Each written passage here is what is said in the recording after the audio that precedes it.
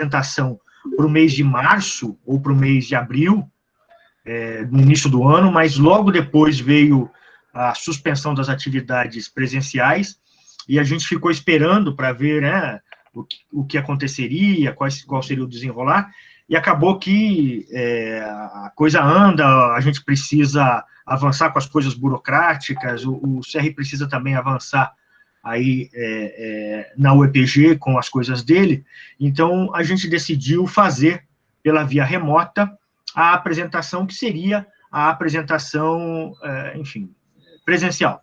Então, tem o mesmo formato, né? O professor CR vai apresentar o relatório e depois a gente vai ter um espaço aberto para as pessoas se manifestarem. Aqui no Google Meet, nós devemos ter um espaço aqui para chat, não? Temos. No canto superior direito tem um balãozinho assim. Chat ali. Então, eu sugiro que as pessoas que quiserem apresentar alguma questão, fazer alguma pergunta, tirar alguma dúvida, que façam a apresentação no chat. Depois da fala do professor Serri, a gente pode abrir, ele pode ler, ou eu posso ir lendo para as respostas dele, tá? Então, podem ficar à vontade para ir fazendo ali e, na medida do possível, deixar os microfones mudos para não atrapalhar a apresentação que vai começar agora.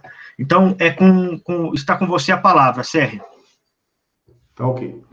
Bom, muito obrigado, professor Emerson, pela apresentação, pelos trabalhos iniciais aí, né, para a gente desenvolver essa sessão, que é a conclusão de um ano de estudos.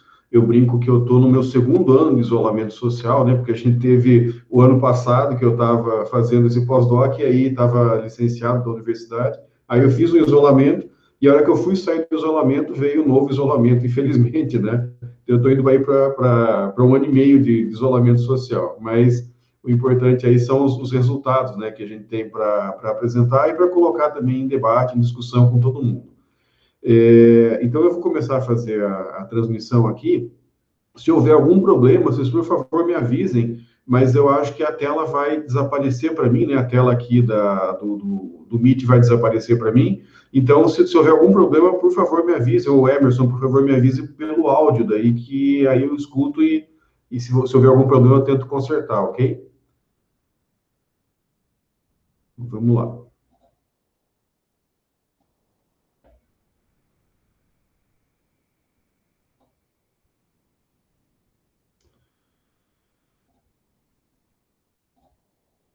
Joia, então deve estar aparecendo para vocês aí a minha tela inicial, né, que era a primeira que estava colocada. Eu tô com áudio? Sim. Tá ok o áudio? Então, tudo bem. Vamos lá, então.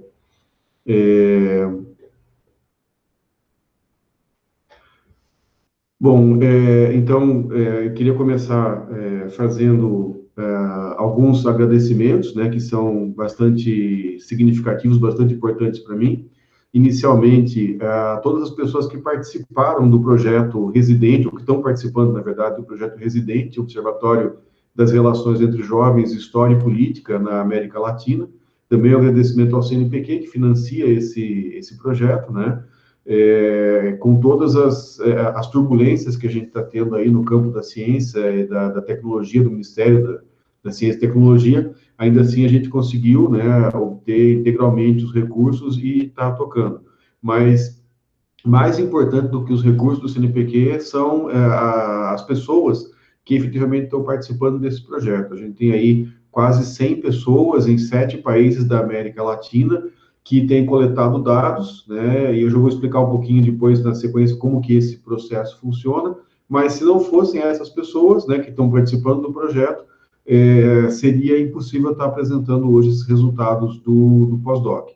Quero agradecer também ao CEPOP, né, ao Grupo de Pesquisa Ciência Política e Opinião Pública, na pessoa do professor Emerson Serve, mas também a todos os integrantes do grupo, né. A gente teve uma reunião no começo do ano, a gente participou de um evento do CEPOP também, mas no segundo semestre de 2019, e a gente pôde conversar, expor encontrar elementos de discussão, algumas dificuldades, né, e o pessoal contribuiu também para o desenvolvimento dessa pesquisa.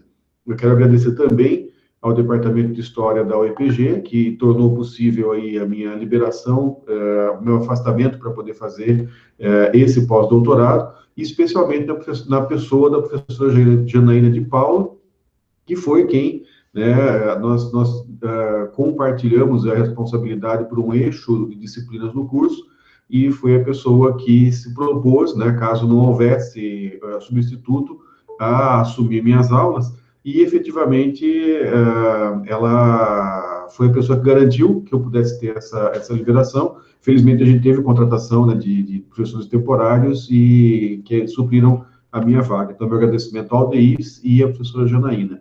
Eu quero agradecer também a todos os participantes do grupo que eu coordeno, que é o Grupo de Estudos em Didática da História, que a gente chama carinhosamente de JEDI, né? E esse grupo me escutou bastante, né, falar sobre esse projeto, sobre esse pós-doutorado, também está super envolvido e liderando o projeto Residente, discutiram comigo, apresentaram dúvidas, né, trouxeram os problemas que foram identificando nas apresentações que eu fui fazendo dessa discussão toda. Então, obrigado também aos integrantes do JEDI, e especialmente a minha família, né, mais próxima aqui, a Lu, a Malu, a Ceci, que são as pessoas que, com, vamos dizer assim, a colaboração, com a aceitação da minha ausência em várias atividades, em vários momentos familiares, elas também contribuíram de forma muito importante e com um apoio também para que esse projeto pudesse ser levado adiante. Eu vou passar, então, para o desenvolvimento da pesquisa propriamente dita, né, e quero dar aqui uma visão geral de como que vai ser essa apresentação. Primeiramente, eu vou falar sobre um dos aspectos que tomou aí quase que o meu primeiro semestre todo no pós-doutorado, que foram os estudos sobre cultura política e cultura histórica. A dimensão da cultura histórica eu já tenho, né, para mim, um pouco mais clara, porque é com o que eu tenho trabalhado nos últimos anos, nas minhas pesquisas, na minha produção, nas minhas discussões, e nesse pós-doutorado o que eu fiz foi aprofundar o conhecimento que as leituras, né, algumas atividades em relação ao conceito de cultura política e esse trabalho de procurar encontrar as conexões entre uma categoria e outra, para que a gente pudesse também desenvolver vamos dizer assim, um olhar, uma ferramenta para poder encontrar os pontos de análise que fossem comuns entre essas duas esferas da vida humana. Então, eu vou fazer uma primeira apresentação com um aspecto conceitual da pesquisa, que foi traduzida na produção de um artigo científico que foi submetido para publicação. O segundo ponto dessa apresentação vai ser a análise e a discussão dos resultados empíricos, quer dizer, um segundo momento importante desse trabalho foi a construção não só da base de dados, no qual foi fundamental a participação de todas as pessoas que trabalham no projeto Residente. Então, essa parte metodológica da pesquisa, ela foi a construção dessa base de dados, e essa construção permitiu que nós construíssemos uma metodologia para definir as posições políticas dos estudantes que responderam ao questionário. Eu vou entrar um pouquinho mais na sequência, no detalhe de como que isso se constituiu, mas para que a gente possa ter isso agora em mente, para entender o que é esse momento, a gente fez a construção de um instrumento de pesquisa, um questionário fechado, né, baseado na escala Likert, que teve a colaboração para ser pensado, para ser concebido, para ser estabelecido, avaliado, testado, por todas as pessoas que participam do projeto Residente desde 2018. Então, a minha parte na análise desse material, ao longo de 2019, no pós-doutorado, foi tentar transformar isso em uma ferramenta metodológica que me permitisse diferenciar os posicionamentos políticos dos estudantes que responderam a esse questionário. Então, no segundo momento, eu vou tentar explicar como que foi feito isso, né, e como foi que a gente chegou a um resultado fundamental, que é o estabelecimento de uma bússola política. E, por fim, o terceiro momento dessa apresentação é utilizar os dados que nós produzimos dessa bússola política para fazer a correlação com qual é a importância que esses estudantes dão à história, como que se qualifica a importância que eles dão à história e se existe correlação entre posicionamento político, posicionamento social, posicionamento econômico, que são os fatores, né, que compõem, que estabelecem a bússola política, e a forma como eles valorizam ou deixam de valorizar o conhecimento histórico na escola. Então, são esses os 3 pontos da apresentação que nós vamos desenvolver a partir de agora. Deve estar aparecendo para vocês aí um mapa conceitual, né, entre cultura histórica e cultura política. Então, nós podemos perceber que o que foi tentado fazer aí um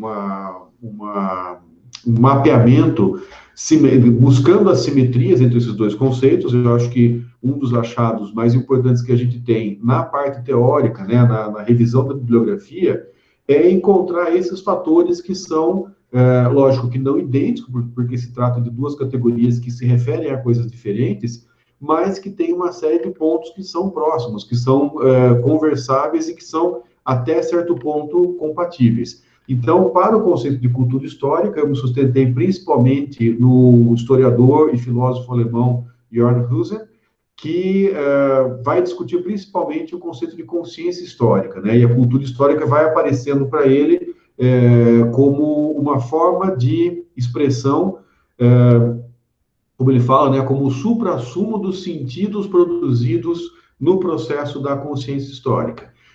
E no que se refere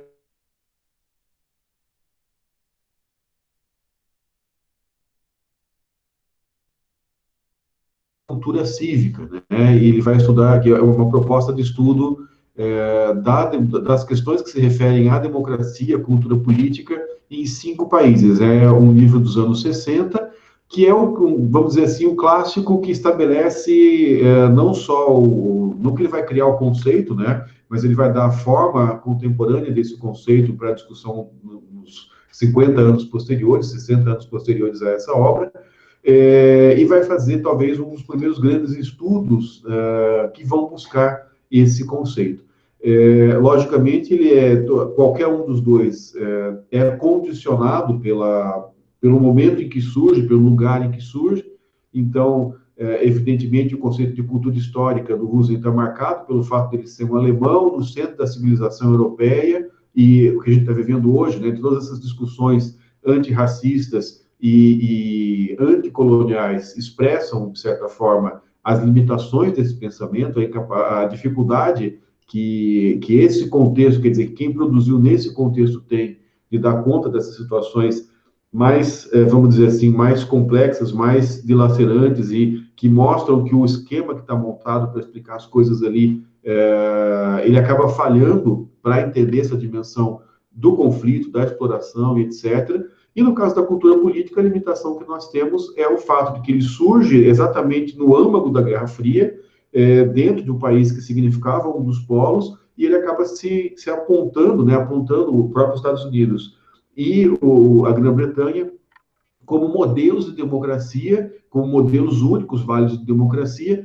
e os outros países tentando entendê-los como eles se diferenciavam do conceito correto, do conceito ideal, do que eles chamam de cultura cívica, que seria uma forma de cultura política que é efetivamente compatível com a democracia.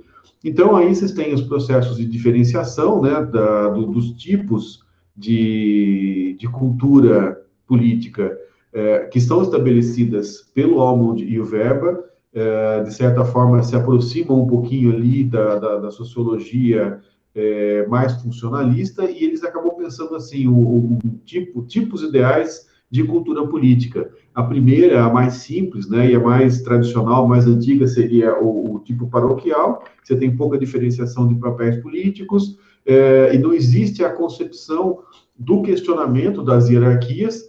O segundo tipo seria o tipo ideal de sujeição ou de submissão, que vai caracterizar sociedades em que o poder é concentrado, mas eu já tenho uma maior diferenciação dos papéis políticos e já tenho o início de processos de questionamento.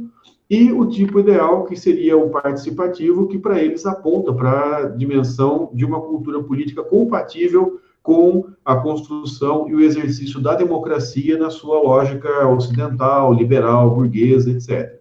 No campo da cultura política, da cultura histórica, nós temos uma articulação com a consciência histórica que, para o Husserl e os outros autores que utilizam esse conceito, se refere àquele processo pelo qual nós damos conta do passado, nós nos damos conta do passado, e pelo qual nós tomamos atitudes no presente a partir da consideração, da avaliação desse passado e das nossas intencionalidades, da proteção, da nossa projeção para o futuro. Então, consciência histórica seria aquele fenômeno mental que articula passado, presente e futuro dentro da cabeça de cada pessoa. A expressão coletiva disso seria a própria cultura histórica. Né? A cultura histórica seria esse fenômeno que expressa essas várias consciências históricas individuais e, ao mesmo tempo, vai efetivamente condicionar. A cultura histórica, ela, pela consciência histórica, pode ser diferenciada no modo tradicional, pelo qual a orientação em relação ao tempo ela não é percebida, ou seja, existe um processo de orientação, mas ele é incorporado de forma absolutamente natural. Um outro modo um pouco mais complexo, que seria o exemplar, que é a história mestra da vida, né? Ou seja, a ideia de que abre-se a perspectiva de que o tempo pode ser interpretado, que não estava presente ali no modo tradicional, e que você pode desenvolver a história, você pode apoiar as coisas, você pode avaliar os acontecimentos a partir dos exemplos que o passado nos deixou. O modo crítico seria a forma de dar sentido ao tempo, pela qual eu nego um modelo dominante de explicação histórica, de explicação do tempo, como falso em favor de um outro discurso que ele sim teria a verdade. Então, um exemplo mais fácil para entender seria a leitura marxista sobre toda a explicação burguesa sobre a história. Então, seria um confronto com a lógica dominante, apresentando uma visão de mundo global completamente distinta, independente e que invalidaria esse modo dominante. Então, esse modo crítico seria esse processo.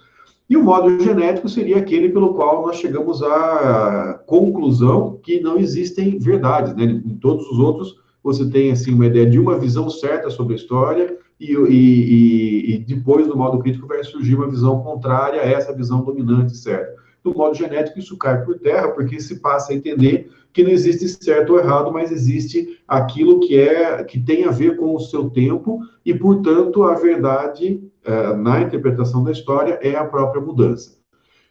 Essas duas esferas da realidade, elas vão produzir a socialização, porque na construção das pessoas que vão fazer parte da próxima geração, elas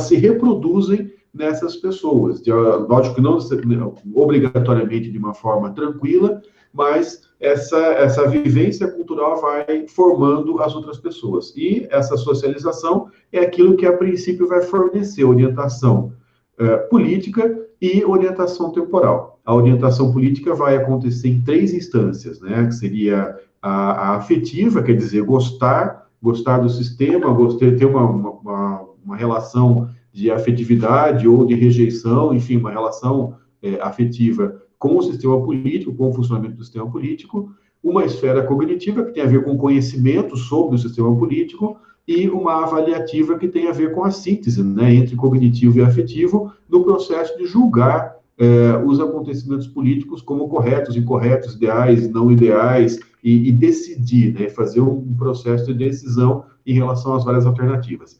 A orientação temporal, por sua vez, que é produzida pela cultura histórica, pela consciência histórica, ela também tem uma divisão, ou 3 esferas, que são compatíveis com as esferas lá da política, porque nós teríamos uma esfera estética, ou seja, quais são os elementos em torno do gostar da história com a qual eu tenho relação, ou do rejeitar, do não gostar.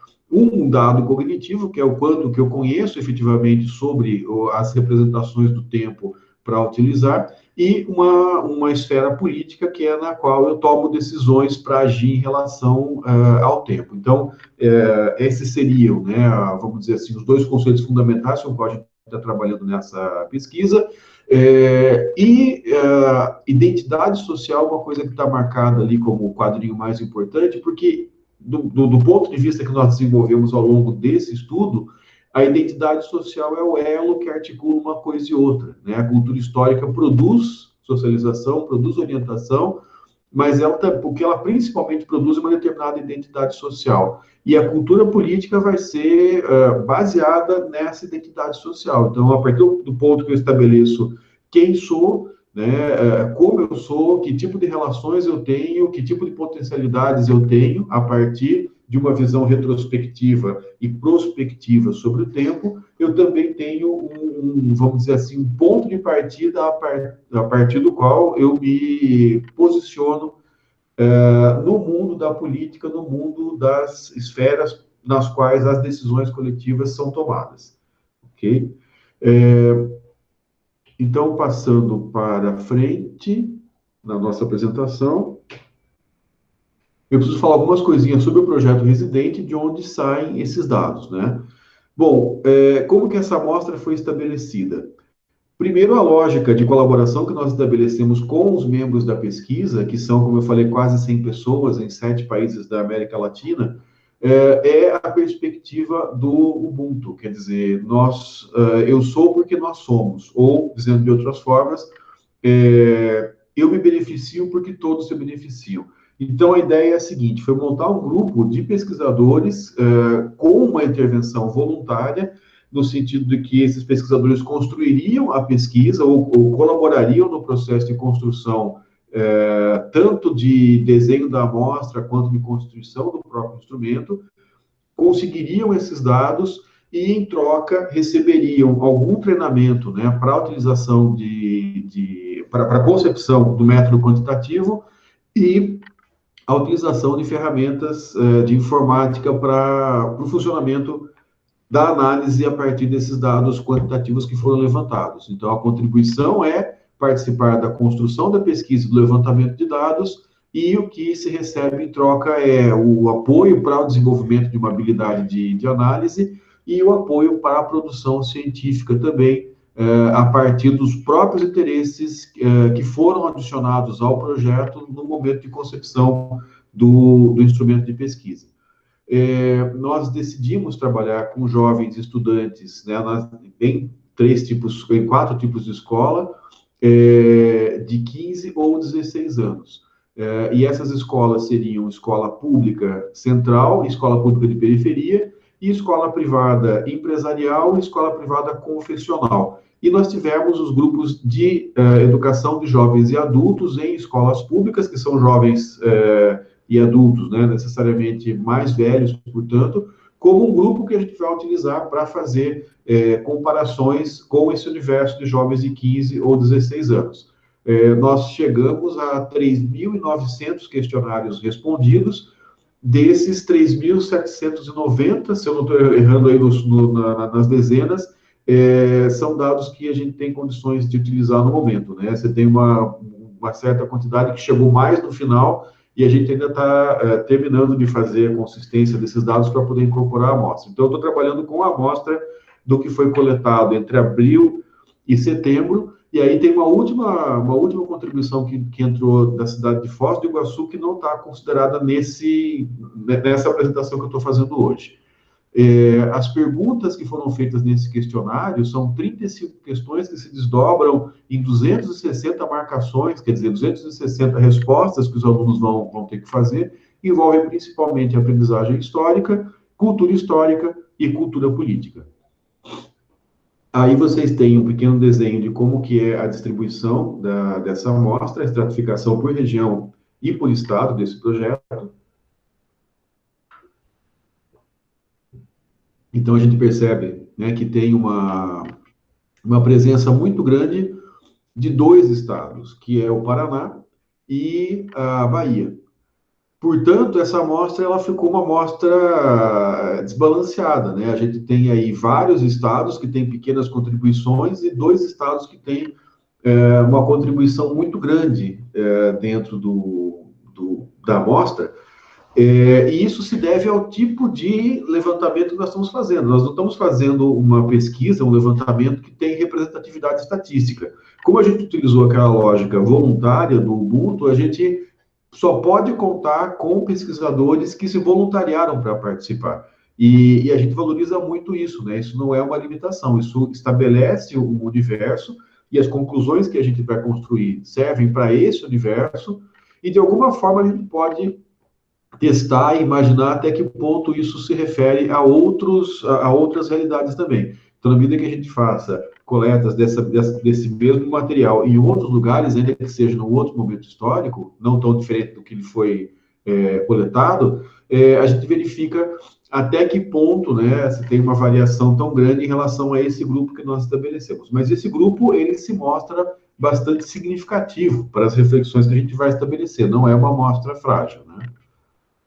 Bom, como foi que nós montamos a dimensão da bússola política? Em primeiro lugar, nós acompanhamos a discussão sobre as limitações da classificação das pessoas, da posição política das pessoas entre esquerda e direita.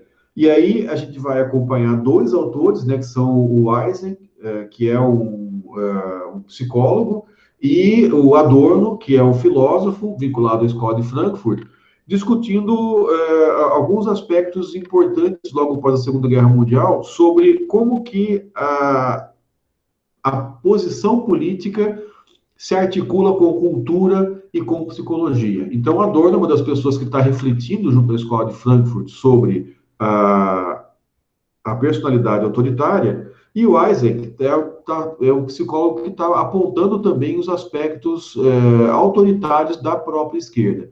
Esses autores, eles vão, enfim, ter o desenvolvimento de uma discussão que vai apontar, junto com, né, isso é um processo de desenvolvimento de 20 anos, de várias possibilidades de tentar estabelecer posicionamento político, não mais unidimensional, em uma linha de esquerda ou direita, mas numa lógica bidimensional que procurasse articular alguns aspectos que, na verdade, se desagregam. Então, eu não posso, por exemplo, associar esquerda com autoritarismo ou direita com autoritarismo, né? Eu tenho que conseguir, eu tenho que entender, eu tenho que aceitar que há uma posição de esquerda que pode ser autoritária, que pode ser democrática, e uma posição política de direita que pode ser autoritária ou que pode ser democrática.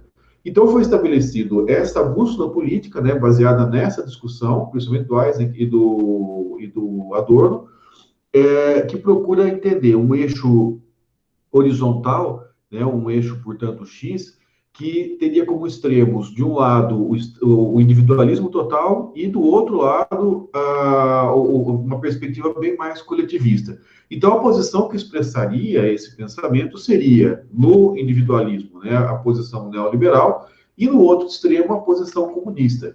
Então, esse eixo, ele estabeleceria as questões que se referem principalmente à dimensão econômica, embora a gente vá chamar isso aí, esse eixo vai acabar sendo chamado de eixo esquerda-direita, até porque a gente tem aí uma posição que o comunismo está lá na esquerda e o neoliberalismo está lá na direita, mas sempre que a gente falar aqui de esquerda e direita, nós estamos chamando de esquerda e direita as questões econômicas, né? As questões econômicas de direita são as mais individualistas, mais voltadas ao livre mercado, né, e etc., e as posições de esquerda, em termos econômicos, são as que consideram mais a coletividade do que o individualismo. Então, uma presença, não exatamente do Estado, mas das demandas coletivas públicas acima das demandas individuais.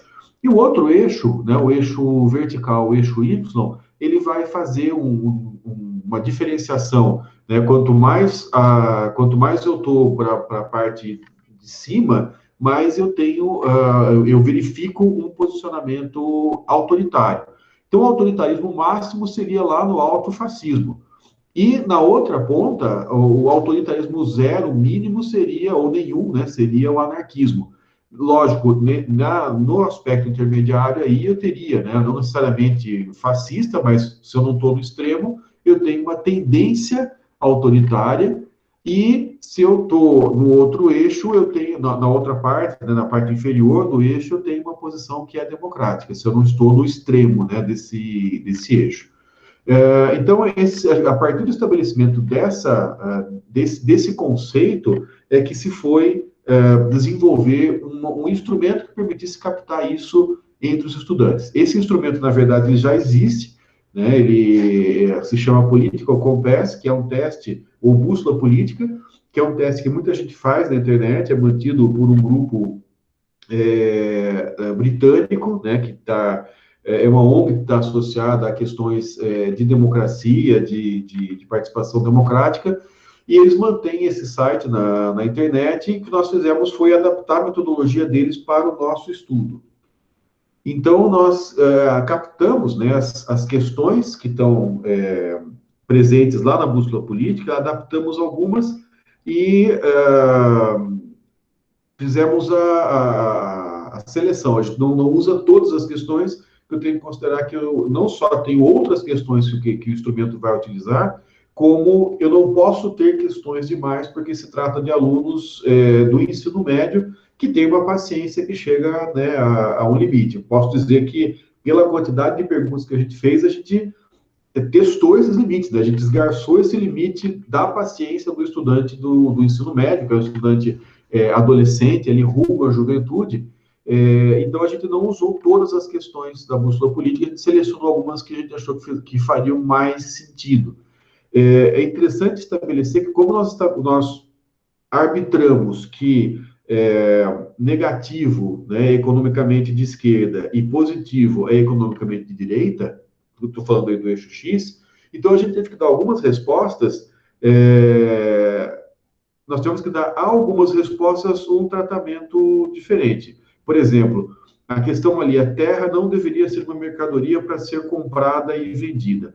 Ora, se eu concordo com essa afirmação, e, portanto, vou ter uma resposta que vai ser positiva, quer dizer, nós transformamos discordo totalmente em -2, discordo em -1, sou indiferente em 0, concordo em 1 e concordo totalmente em 2. Então, se eu concordo totalmente, minha resposta vai ser 2 e ela é positiva, mas eu convencionei na escala do eixo X que positivo é direito. Então, o que a gente fez? Multiplicou por -1 para inverter numericamente essa resposta. Quer dizer, eu continuo respeitando o que a pessoa disse, né, o que o participante da pesquisa disse, só que eu vou fazer uma inversão numérica para poder deixar todas as respostas no mesmo sentido, né, na mesma lógica do eixo, para daí fazer a média.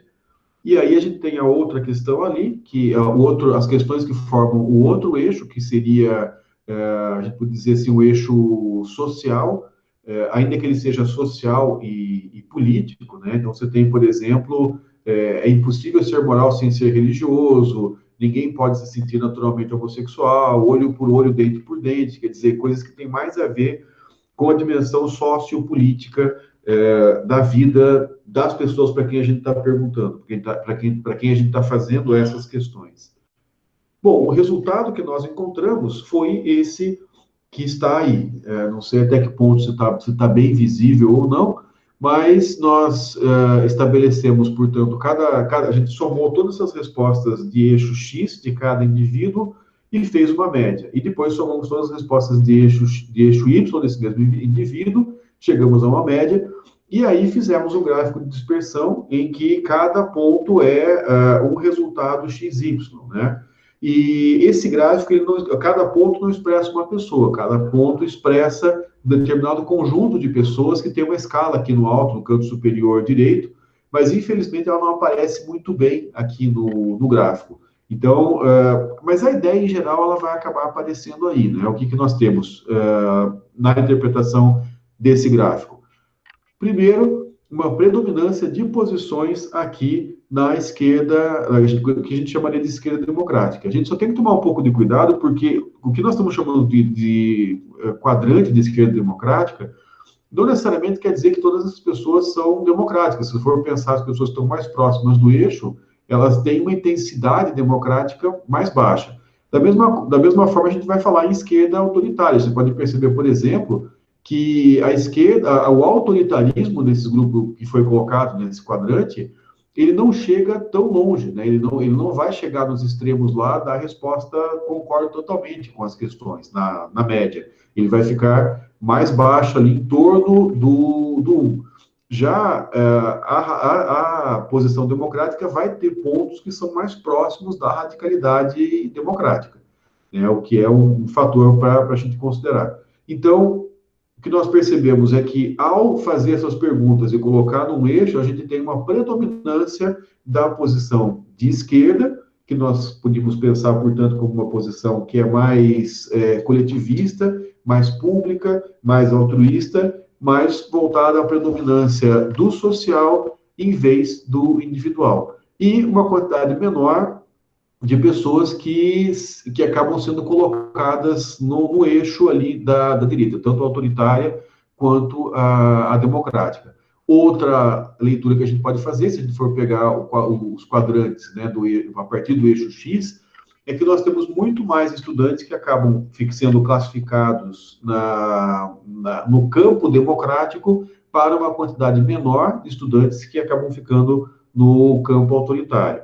Nós percebemos outra coisa, né, que eles se concentram em torno do eixo, né, do cruzamento dos eixos XY, quer dizer, a mancha aí da dispersão, ela está muito mais próxima desse cruzamento dos eixos, e, portanto, esses estudantes gravitam em torno do centro da discussão. E, além disso, nós temos a ausência, ou quase praticamente ausência, de extremismos, ou seja, eu tenho muito poucas médias que ficaram lá próximas ao 2. As que se aproximam um pouco mais do 2 são as que estão no campo da democracia e, portanto, da liberdade, né? Então, são mais radicalmente democráticas. No campo do autoritarismo, eu praticamente tenho aí uma grande ausência nos estratos nas respostas mais afirmativas, mais radicais em termos autoritários. Então, não deixa de ser alguma coisa de estímulo aí, de esperança para a gente. Bom, a distribuição dessas posições em termos percentuais são essas que vocês estão vendo aí.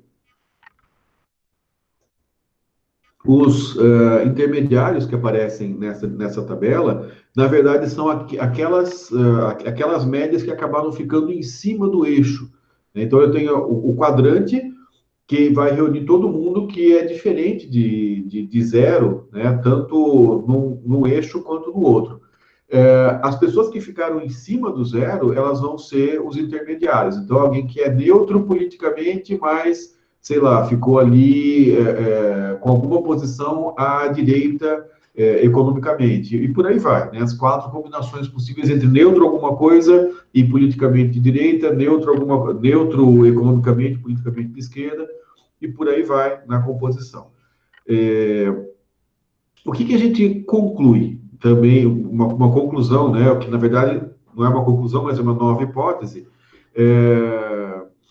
que é a seguinte: essa distribuição não é a expressão da autorrepresentação dos indivíduos, mas do cálculo que a pesquisa fez, que nós fizemos, a partir das respostas que os indivíduos deram para a gente. Se eu for perguntar para esse estudante que ficou no quadrante de esquerda democrática, não necessariamente, quer dizer, se ele for uma pessoa que está envolvida de alguma forma no debate político, não necessariamente ela vai dizer que ela é de esquerda democrática. Ela pode falar que não, ela pode falar que ela é de centro, ela pode falar que ela é de direita, porque o que nós acabamos percebendo, né, em segundo lugar, é que a definição de direita e esquerda ela pode se dar muito mais pelos aspectos afetivos vamos dizer assim, estéticos, do que pelos aspectos cognitivos e políticos, efetivamente. Então, por exemplo, eu tenho muito menos gente, na realidade, é a percepção, na verdade, a gente teria que fazer uma outra pesquisa sobre isso, né? Mas a nossa percepção com professores que estão ali atuando no ensino médio, acompanhando ou formando professores do ensino médio, a gente percebe muito mais fraco esse discurso de esquerda democrática. Mas isso pode ser explicado por outras coisas. Às vezes o aluno fala que ele é de direita porque ele não gosta de feministas, e feministas são o comunismo. Ou ele é de direita porque ele não gosta de Raul Seixas, e Raul Seixas é o comunismo. Raul Seixas quer dizer, você percebe que é uma série de fatores que não são fatores cognitivos, que não são fatores políticos, mas são muito mais fatores afetivos e estéticos, né? Essa é um aspecto que a gente pode explorar para tentar. Essa é uma explicação provisória desse resultado em confronto com o que a gente vê em sala de aula, em que o discurso de direita aparece muito mais forte. Então, é uma hipótese, e essa hipótese pode estar se verificando porque nós temos muito mais posicionamentos por identidade do que posicionamentos por questões, por argumentos, efetivamente. Agora vamos passar para a terceira parte da apresentação. Né? Vocês perceberam que a gente fez a discussão conceitual, a gente fez a discussão metodológica e da construção dos dados, da construção dos resultados. A bússola política, esse gráfico da bússola política que a gente acabou de discutir, a primeira parte da apresentação desses resultados a partir da metodologia. E agora a gente vai para a análise de resíduos, né, que seria a segunda parte da análise dos resultados. Então, para o pessoal que não tem familiaridade com o campo, com a metodologia quantitativa, entre eles eu mesmo me incluo, né, faço um esforço cotidiano há mais de 10 anos para ir criando essa familiaridade metodológica, mas pensando, né, que principalmente a formação do pessoal em história, em pedagogia, hoje em dia é muito relapsa no que se refere à formação para pesquisa baseada em dados quantitativos, não só para pesquisa, mas também para leitura desse tipo de dado, né? Ela é muito mais qualitativa, nosso raciocínio é muito mais qualitativo. Então, para tentar suprir isso aí, eu faço essa pequena introdução. Os resíduos são padronizados, eles são as diferenças entre as respostas estimadas, ou seja, pela distribuição estatística ao acaso, e as respostas observadas. É ali que nós vamos verificar se há alguma significância estatística na distribuição e qual a sua intensidade. Eu costumo explicar isso de uma forma que eu acho que funciona, que é a seguinte, né? Se eu tenho um dado com 6 lados e vou jogar ele 200 vezes, espera-se, né, eu estimo que eu vou ter uma distribuição mais ou menos de 1/6 dos casos para cada resultado. Agora, isso aí é o que eu vou imaginar que vai acontecer se eu tenho um dado que efetivamente é aleatório, ou seja, que as ocorrências ali, os sorteios efetivamente são aleatórios. Se esse dado for viciado, quer dizer, se ele tiver um lado que é mais pesado, eu vou ter alguma coisa que se diferencia. Então, eu vou poder comparar entre o que seria estimado, o que seria esperado, e o que efetivamente aconteceu. Quer dizer, se eu escapo, né, se eu fujo do resultado esperado, eu posso deduzir que eu tenho um fator que está interferindo nesse resultado. E a lógica aqui é a mesma, né? Nós estamos partindo do pressuposto de que a posição política interfere sobre a resposta quanto à importância e à utilidade da história. É esse o raciocínio que nós estamos desenvolvendo, e o que a gente vai fazer é testar estatisticamente se nós vamos encontrar esse fator que faz com que as respostas não sejam as respostas aleatórias.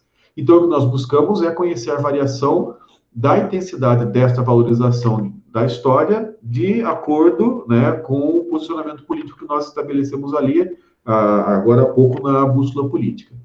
E nós vamos utilizar o gráfico de mosaico. O gráfico de mosaico tem 2 informações centrais que tem a ver com colunas e com as cores, né? Quanto mais larga é a coluna, maior o número de casos naquele par de categorias. Então, por exemplo, posição política, posição econômica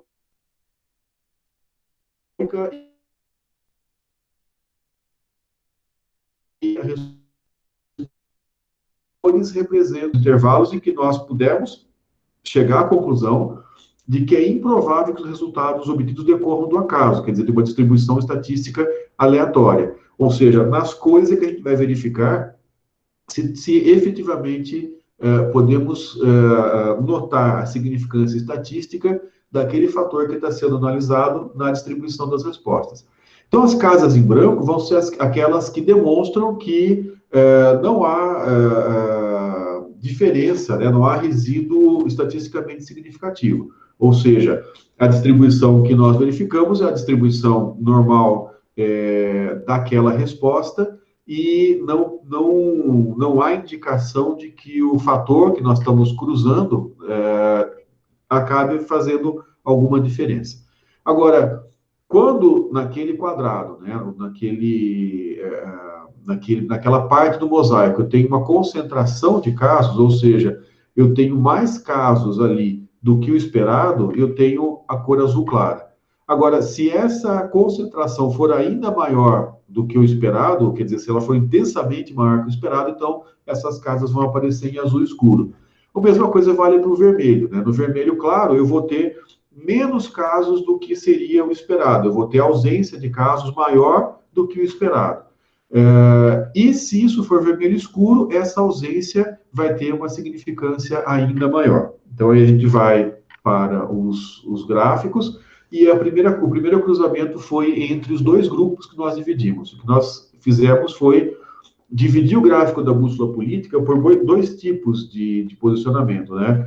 Dividir pelo eixo X, portanto, eu teria uma posição que tende ao autoritarismo, quer dizer, não é necessariamente autoritária, mas uma tendência autoritária, e a parte inferior, abaixo do eixo X, seria uma tendência democrática. E a partir do eixo Y, a gente também forma duas posições, quer dizer, a tendência liberal, ali na parte direita do eixo Y, e a tendência socialista à esquerda do eixo Y. E ali a gente percebe como que está, né, a distribuição.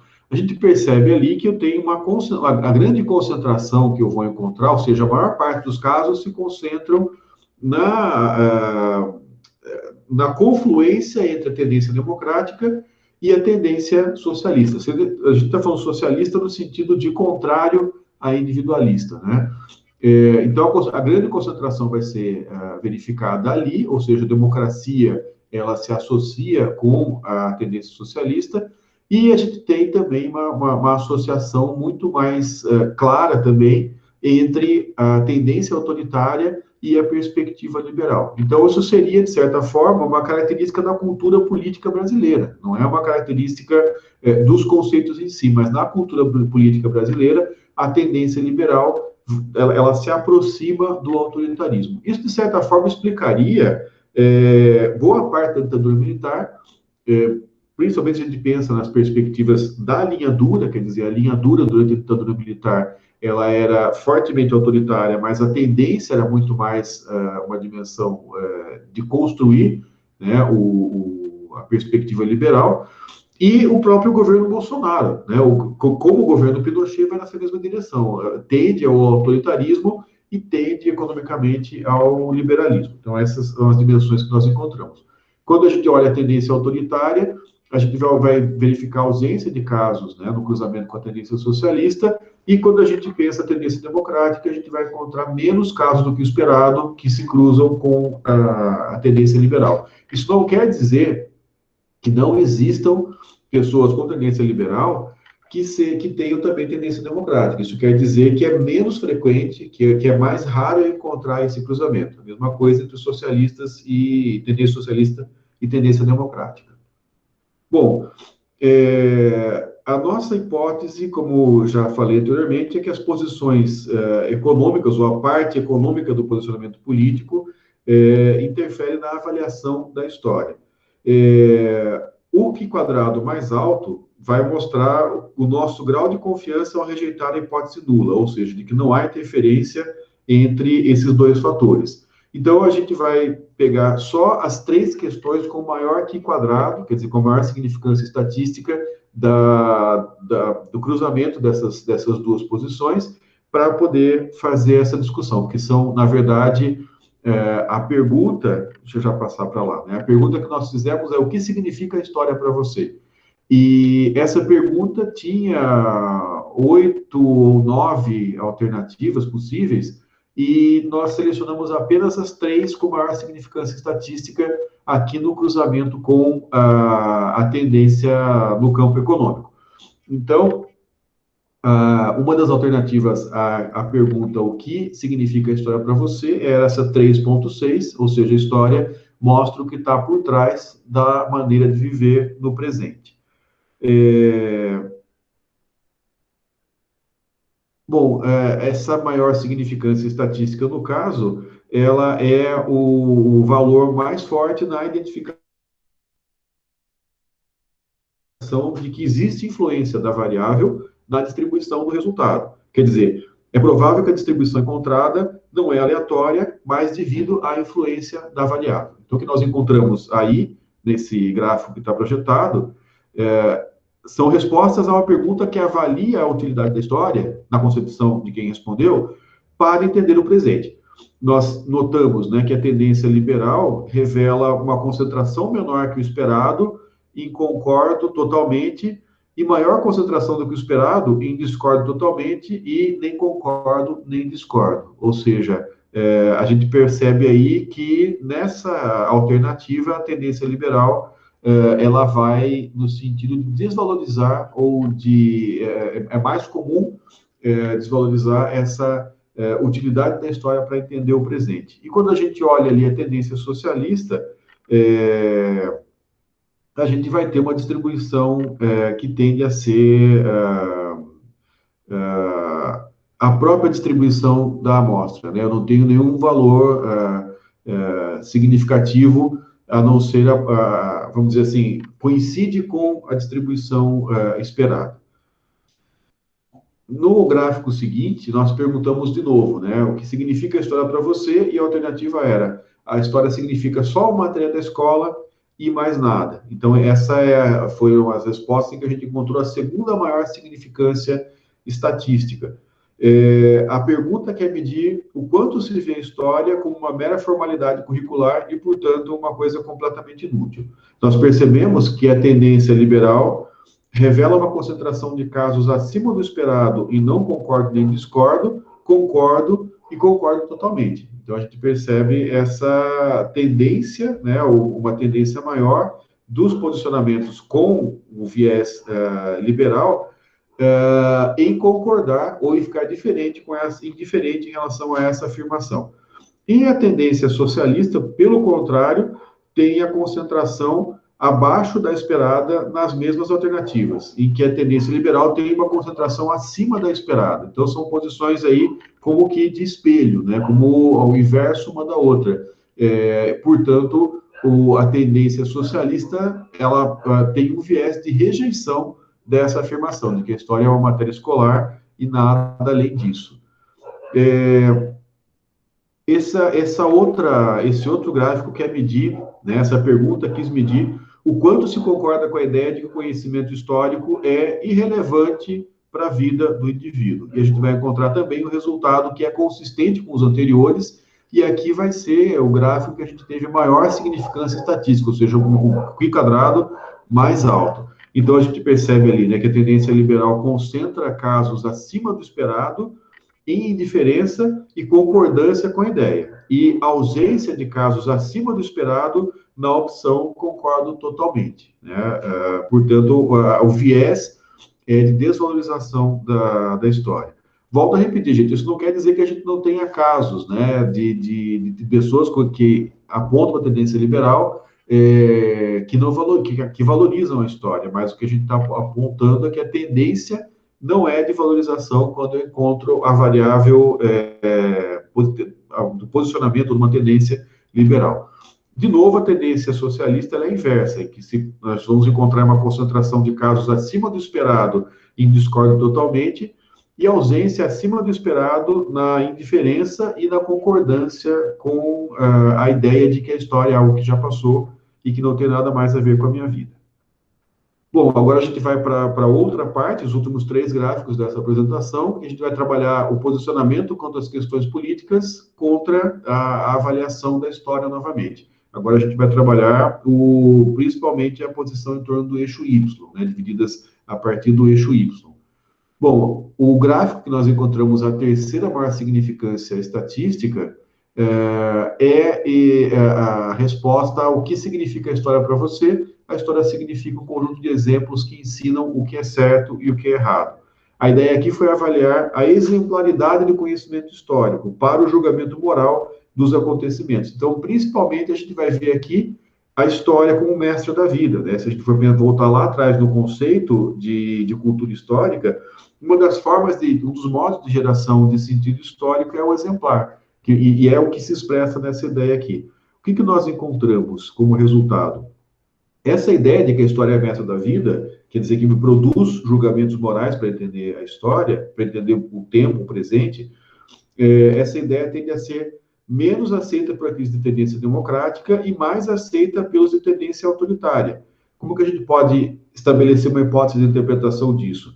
A tendência democrática ela vai propiciar uma abordagem mais crítica e vai questionar, afinal de contas, qual que é o critério para estabelecer o que é certo e o que é errado? São acontecimentos do passado? Lidos por quem? Lidos de que modo? Né? Você tem um dos fatores do pensamento democrático é a avaliação crítica dos enunciados. Já os estudantes de tendência autoritária, de certa forma, eles pensam que valores morais são absolutos, né?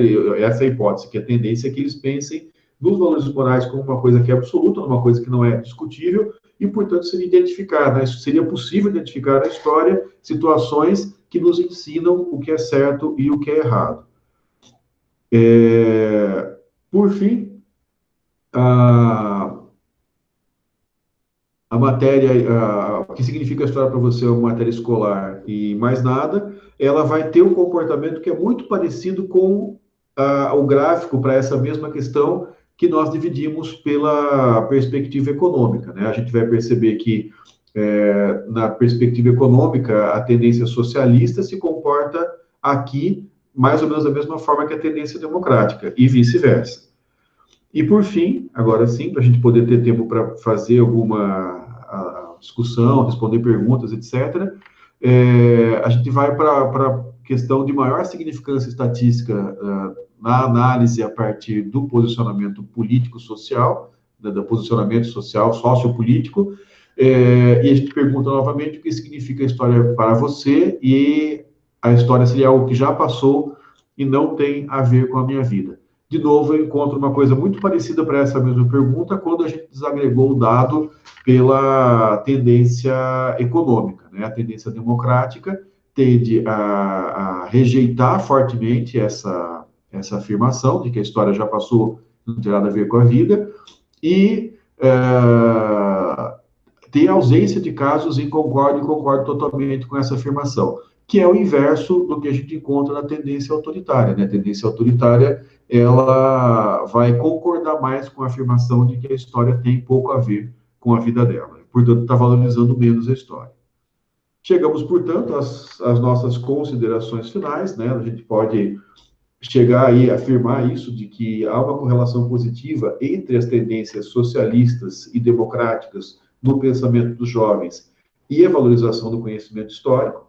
Acho que isso abre uma nova pergunta para a gente, quer dizer, é o fato de valorizar o conhecimento histórico que faz com que esses sujeitos sejam socialistas e democráticos. Se for isso, né, o governo Bolsonaro ele está coerente ao tentar fazer tudo que pode para reduzir o campo, a possibilidade, o espaço, o valor das ciências humanas, ou será que é o contrário, né? Será que por as pessoas serem socialistas e democráticas, elas vão dar mais valor? Né? O que gera? É a história que gera socialismo e democracia, ou é socialismo e democracia que leva a maior conhecimento histórico? A pergunta, inclusive, pode não fazer sentido, né? Pode ser aquela espécie da pergunta do ovo e da galinha, porque o que está estabelecido é que uma coisa alimenta a outra, de alguma forma. E aí, logicamente, a conclusão final é que nós temos a necessidade de dar sequência e fazer outras análises considerando a bússola política e outras questões do instrumento que tem a ver não só com valorização da história, como com que tipo de relação as pessoas têm com a história, né? Que tipo de relação elas têm com o livro didático de história, como que o posicionamento político tem a ver com a ação política, efetivamente.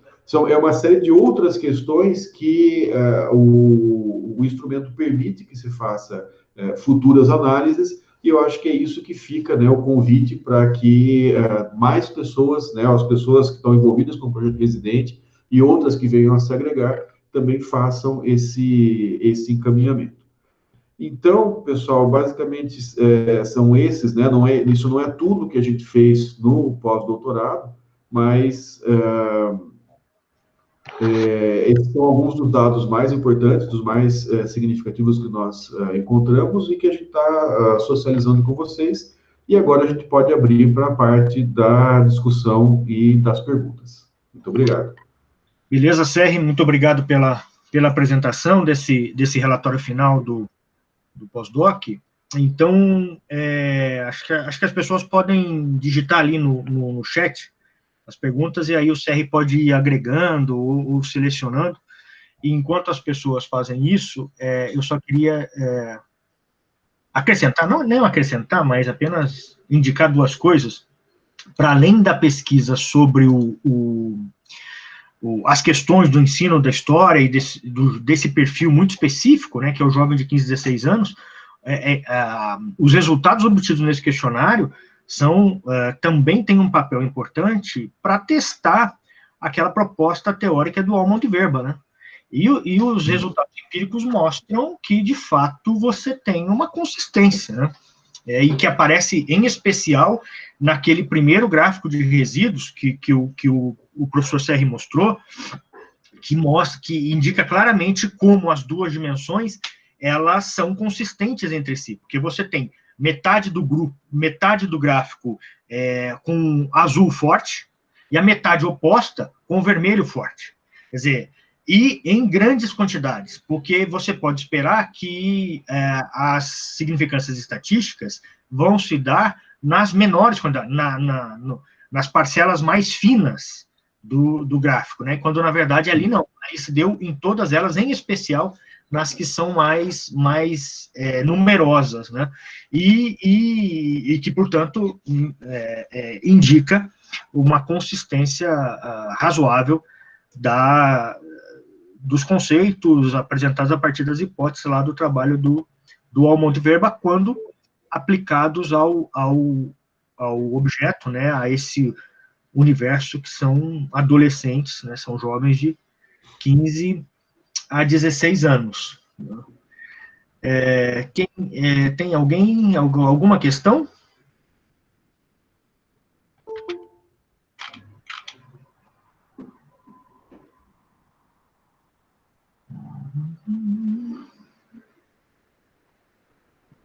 Opa, silêncio absoluto. Eu não estou sabendo. Apareceu aqui, ó. A Yasmin gostaria de fazer uma pergunta. Fazemos por escrito, Emerson? Será que o pessoal ativa o microfone? Eu acho que dá para ativar o microfone se um não falar sobre o outro. Então, a Yasmin pode fazer a pergunta aí. Acho que fica mais fácil, né, pelo microfone do que digitando. Diga lá, Yasmin.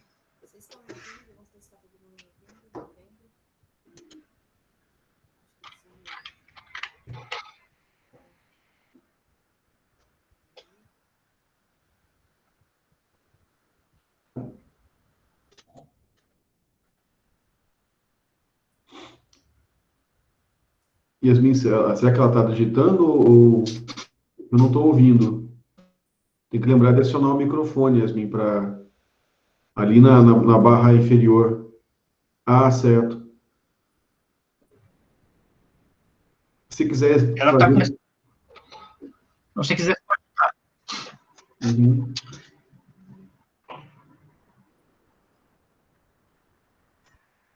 A Daniela tem uma pergunta ali, Sérgio. Uhum.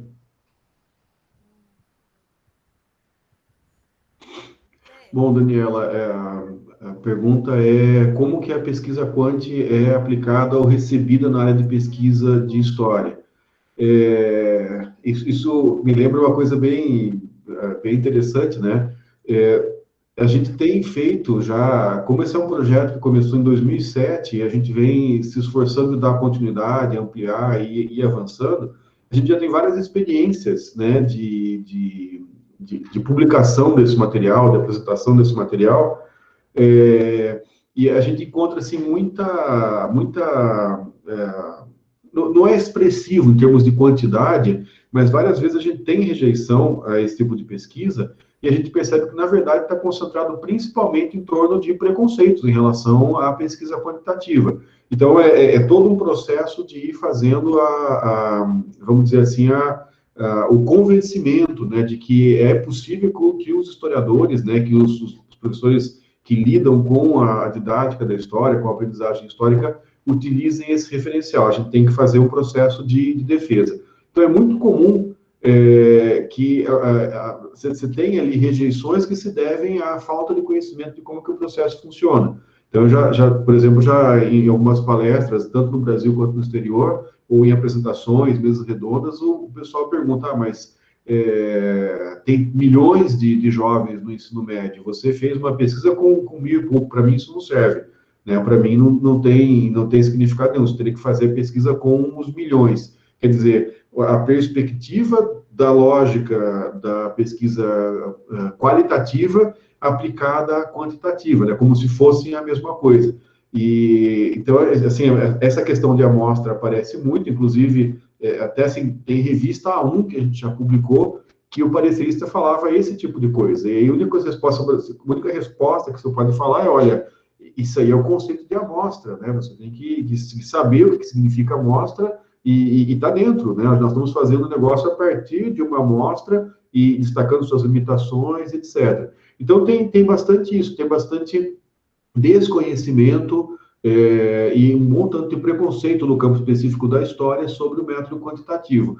Agora, o que a gente vem encontrando mais do que isso é aceitação e curiosidade, porque principalmente quando a gente está discutindo o aspecto teórico do método quantitativo, você tem muita desconfiança. Quando você começa a apresentar os resultados, né, e demonstrar que esses resultados são resultados que podem contribuir, e principalmente que resultados que começam a explicar algumas coisas que a gente não consegue entender a partir de uma abordagem só qualitativa ou só impressionista, né, daquilo que a gente está vivenciando na sociedade, na sala de aula, então a gente começa a encontrar uma recepção com muito mais entusiasmo. Eu acho que um exemplo disso é o fato de que esse grupo conseguiu convencer 100 pessoas, né, de vários lugares a participar de uma pesquisa como essa, a se interessar por esse tipo de abordagem. Então, eu acho que, assim, a gente sempre vai acabar encontrando alguma resistência, porque não é típico, né, não é mais típico, é interessante isso. Nos anos 70 e 80,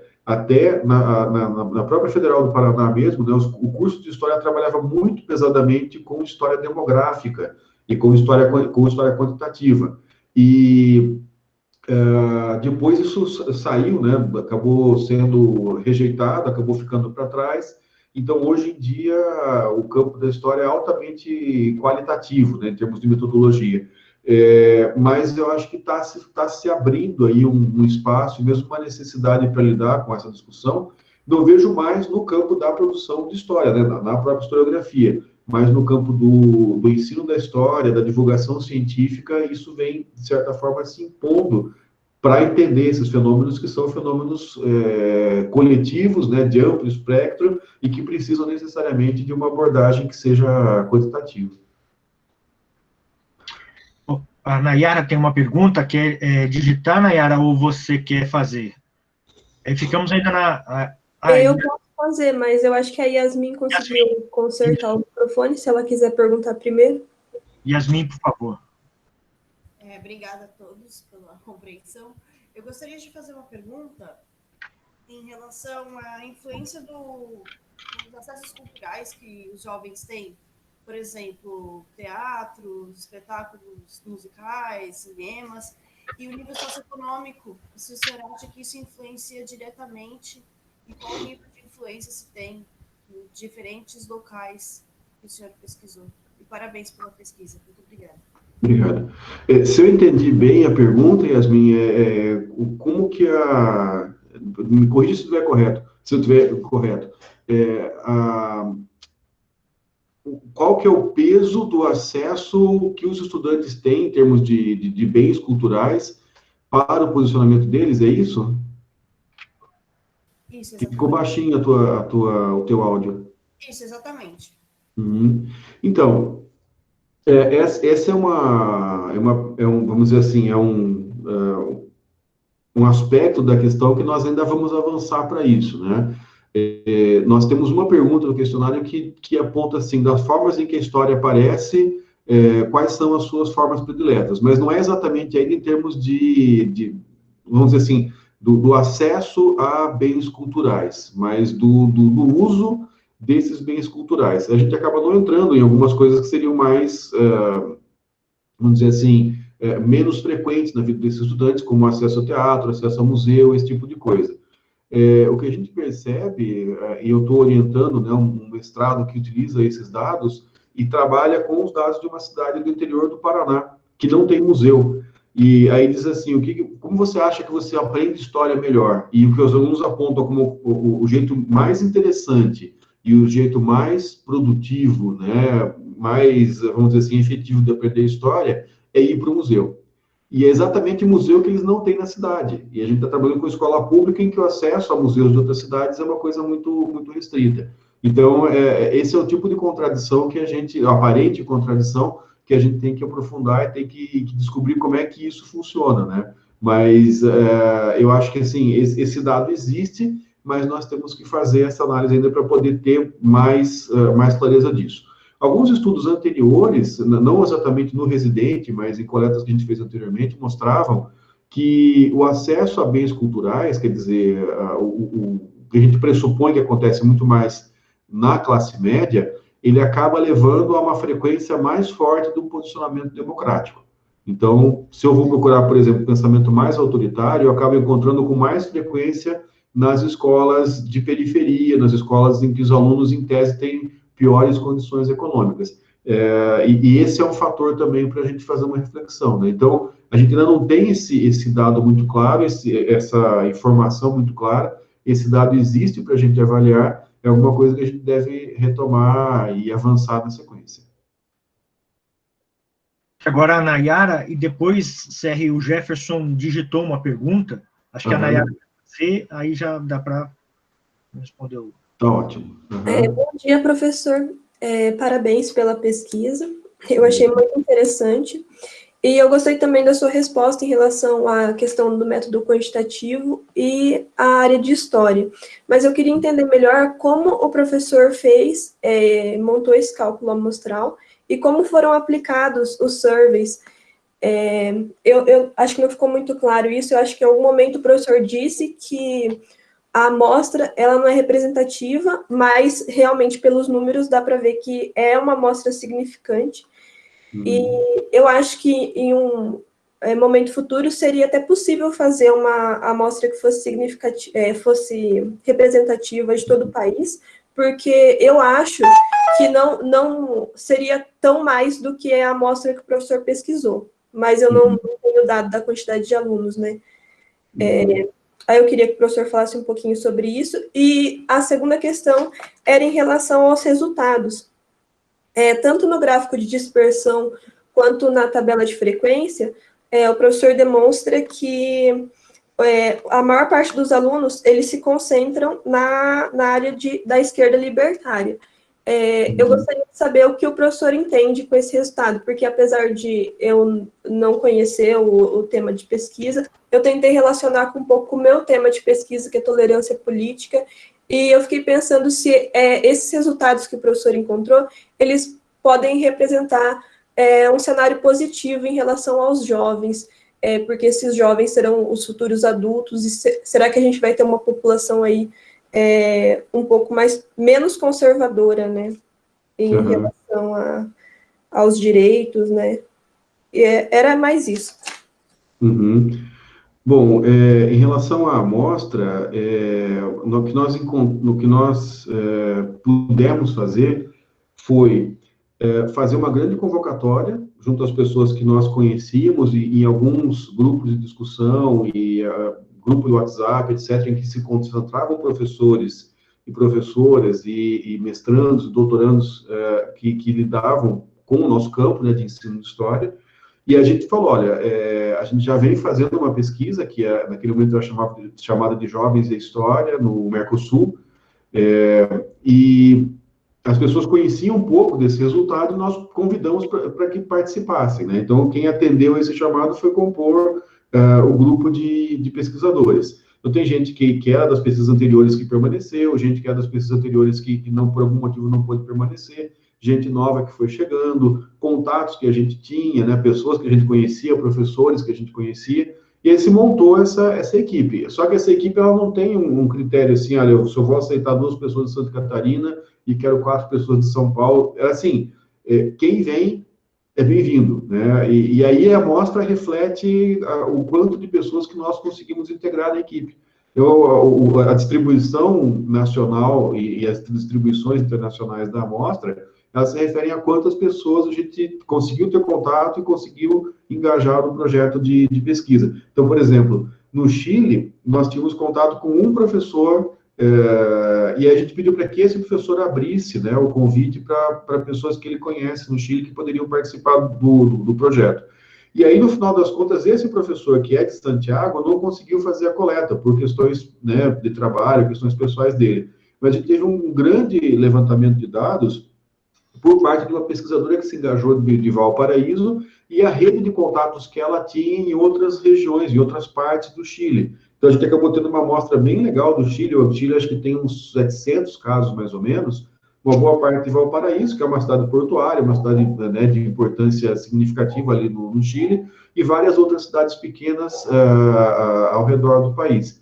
Então, a coisa ela vai muito nessa direção, vai muito nessa lógica. E aí passa também um pouco pelo envolvimento, né, pela quantidade de pessoas, que nem, por exemplo, nós tivemos muitos resultados no Paraná e muitos resultados na Bahia. Isso se deve ao fato de que as redes acabaram sendo mais consolidadas, mais fortes, com mais gente nesses dois estados. Por isso que, assim, a gente não conseguiu fazer uma amostra que eu conseguisse colocar proporcional. As pessoas de São Paulo e Rio de Janeiro e a quantidade de pessoas, sei lá, no Amazonas, etc. De São Paulo e Rio de Janeiro a gente teve poucas pessoas que fizeram uma pequena coleta. Já no Paraná e na Bahia, a gente teve mais pessoas que fizeram coletas maiores. Então, assim, vem muito disso, né? Vem muito da disponibilidade que as pessoas têm. A amostra que a gente consegue montar vem da disponibilidade e do nível de engajamento que as pessoas têm. Porque é uma pesquisa que a gente efetivamente fez sem dinheiro, quer dizer, a gente não pagou diária para as pessoas irem nas cidades, a gente utilizou o Google Docs, né, para coletar questionário, então acaba sendo uma situação que está muito dependente do quanto que as pessoas conseguem investir. A liberação de recursos para o CNPq, ela chegou, assim, na sua totalidade no final do ano, quando a coleta já tinha sido feita, né? Então, a gente vai utilizar para fazer evento, para produzir livro, para traduzir, para publicar no exterior, etc., mas não necessariamente no processo de coleta, né? Então, essa é, vamos dizer assim, ao mesmo tempo a parte legal da pesquisa e um pouco da limitação, porque a gente não consegue dar uma proporção de casos de acordo com a distribuição estatística hoje dos jovens estudantes de 15 ou 16 anos. Sobre o resultado, né, acho que até tem outras perguntas que vão no mesmo sentido, acho que a do Jefferson, por exemplo, também vai nessa mesma perspectiva. Então, assim, o que a gente pode interpretar desse resultado? Ora, se a gente olha a bússola política, ou as perguntas da bússola política, a gente não está perguntando assim, você gosta de Bolsonaro? Né? Você é a favor ou contra o Lula? Você gosta de feminista ou você é contra o feminismo? Quer dizer, esse tipo de questão, ou você é a favor do aborto ou contra o aborto? Inclusive, essa questão a gente acabou tirando, né? Aborto, drogas, etc., a gente acabou tirando, porque os jovens não respondiam nessas aí. Teve muita falta de respostas, acabava atrapalhando o gráfico. Então, a gente não está perguntando coisas de identificação, que seriam aspectos afetivos. Você gosta do Lula ou você odeia o Lula? Você gosta do Bolsonaro ou você odeia o Bolsonaro? Né? Você gosta do Ciro ou você deixa de gostar? Você gosta de feminista, né? ou não gosta de feminista? Você gosta de reforma agrária ou você não gosta de reforma agrária? Percebe? A impressão que a gente tem hoje é que o aspecto da identidade política no país não está estabelecido no campo do cognitivo e do político, mas no campo do afetivo, no campo principalmente dessas discussões que são discussões de aparência, né? Afinal de contas, a discussão sobre aborto, ela não consegue ir muito mais longe do que, em termos de política efetiva, de quais são as políticas da saúde pública nesse campo da fertilidade, da prevenção da gravidez ou do apoio à maternidade. Quer dizer, essas seriam as questões específicas, né? Seriam os argumentos específicos. Na verdade, o que a gente acaba vendo é uma discussão bastante moralista e afetiva. E quando eu pergunto para alguém qual o seu posicionamento a partir desses aspectos, a pessoa vai se posicionar a partir de quem que ela gosta mais e de quem que ela gosta menos. E quando eu pergunto para ela, mas você acha que tirar de cada um segundo a sua capacidade e dar a cada um segundo as suas necessidades é fundamentalmente uma boa ideia? Aí a pessoa vai responder de acordo com o que ela pensa sobre aquilo e não se ela gosta ou não gosta do Lula, ou do Bolsonaro, ou do Ciro, ou da Marina. Ela pergunta, ela vai responder o que ela acha. E muitas vezes alguém que, vamos dizer assim, é a favor do Bolsonaro, é antipetista, etc., vai dizer que sim, né? Tirar de cada um segundo suas possibilidades, dar a cada um segundo suas necessidades, é uma boa ideia. Ou seja, se eu não boto cor, se eu não boto partido, se eu não boto, né, essas outras informações, esses outros dados que são dados de identificação num aspecto mais estético e mais afetivo, a tendência das pessoas é responder de uma forma mais socialista e mais democrática. Então, eu acho que aí está colocada a grande contradição. Né? A campanha do Bolsonaro e o governo do Bolsonaro estão conseguindo se manter a partir de uma lógica muito mais identitária e estética do que de questões políticas, porque até para a gente considerar, né, a eleição do Bolsonaro, por exemplo, foi feita sem que ele participasse de nenhum debate. Né? Ele só disse ideias gerais e fez algumas articulações dessas ideias com valores. Então, a gente tem uma política que está muito mais voltada para o aspecto estético, afetivo e axiológico, e muito menos voltada para questões políticas específicas do dia a dia, cotidianas, o que deve ser feito e o que não deve ser feito. Ou seja, o que aconteceu é que, politicamente, nos últimos anos, a gente passou a ter discussões que pouco têm a ver com que política pública a gente quer implantar ou a gente quer deixar de implantar. E a gente acabou fazendo, né, quem ganhou, quem manda a política hoje, conseguiu conduzir a política para essa dimensão, para essa lógica, que é muito mais de time de futebol do que qualquer outra coisa. Isso já vem sendo apontado por algumas pessoas. Então, acho que com isso, né, a gente responde tanto a pergunta anterior, acho, quanto a pergunta do Jefferson. Mas aí, não sei se o Jefferson quiser complementar alguma coisa, você, Jefferson, respondeu a questão. Complementou ali depois. Aí, Jefferson, se ficou alguma coisa ainda a responder, você digita de novo aí que a gente retoma. Aí na sequência está o Rangel, que me parece que vai fazer sem digitar, vai fazer no microfone, e depois tem o Richardson, que já digitou ali um comentário também. Joia. Então vamos lá, passar para o Rangel. Pode dizer. Oi, bom dia. Todo mundo me ouvindo? Conseguem me ouvir? Tá bom. Me vê também? Estou com um problema canino, o cachorrado está batendo, não estou conseguindo escutar. Por favor, entendi. Tá bom. E agora, tá me ouvindo bem? Tá, então tá bom.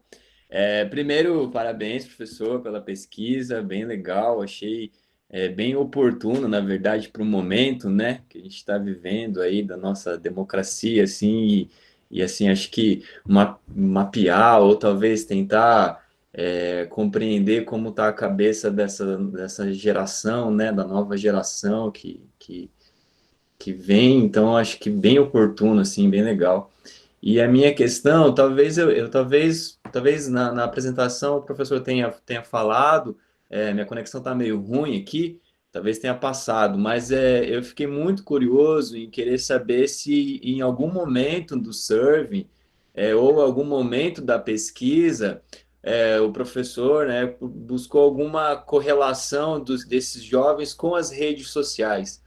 Minha pesquisa está mais centrada nas redes sociais e a gente bem sabe que eles recebem muita informação, eles têm acesso, e se em algum momento da pesquisa teve alguma correlação assim, deles tomarem decisões ali de pergunta, se tem alguma relação com esse acesso às redes sociais, por onde eles se informam, por onde eles interagem também, né, compartilham e se expressam muitas vezes, né?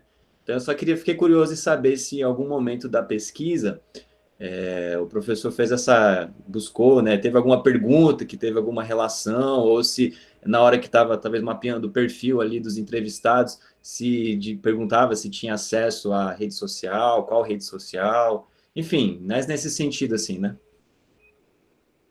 Essa foi uma das principais mudanças, né? Porque nós construímos esse questionário com base no questionário anterior, que era o projeto Jovens da História e que agora é o projeto Residente. E o projeto Jovens da História a gente construiu a partir de um projeto europeu que se chamava exatamente Youth and History. E esse projeto, Youth and History, ele é dos anos 90. Então, o nosso projeto, o Jovens da História, quando a gente construiu o instrumento, ele acabou exatamente tendo como principal defeito o fato de que ele não perguntava sobre o aspecto tecnológico da relação desse estudante com a escola e com a cultura histórica.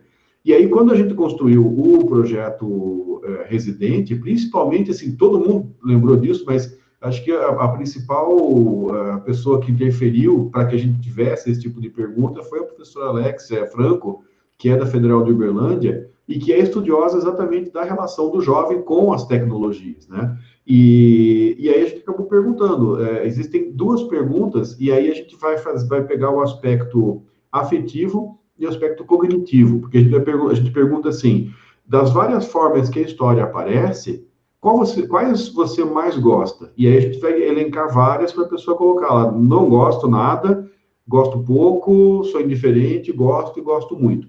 E dessas várias a gente tem lá meme, rede social, youtuber e assim por diante. Então, a primeira pergunta dessas formas que a história aparece, qual que é a tua relação afetiva, né? Quais você mais gosta? E aí a pergunta seguinte dessas mesmas formas que a história aparece, em qual você mais confia? E o dado preliminar, ainda a gente não chegou a fazer análises mais aprofundadas, é só uma análise ali de distribuição mesmo, comparando uma com a outra. Por exemplo, os jovens, eles gostam muito dos youtubers, eles gostam muito dos memes, eles gostam muito das redes sociais, então está lá em cima em termos de avaliação afetiva para eles. Mas quando a gente pergunta, você confia nesses aspectos aí, nessas fontes, para formar o seu pensamento em relação à história, aí eles caem lá embaixo. E a relação, assim, com livro didático, com livros de história, com as falas dos professores, esteticamente eles não gostam, quer dizer, eles têm uma relação afetiva negativa com esses formatos, mas em termos de confiança eles têm uma relação muito positiva. Então, assim, eu acho que essa pesquisa é a pesquisa das boas notícias, né? Porque a gente pode dizer para o professor, ele não gosta de aprender história com você, mas a história que ele aprende com você é a história que ele mais confia.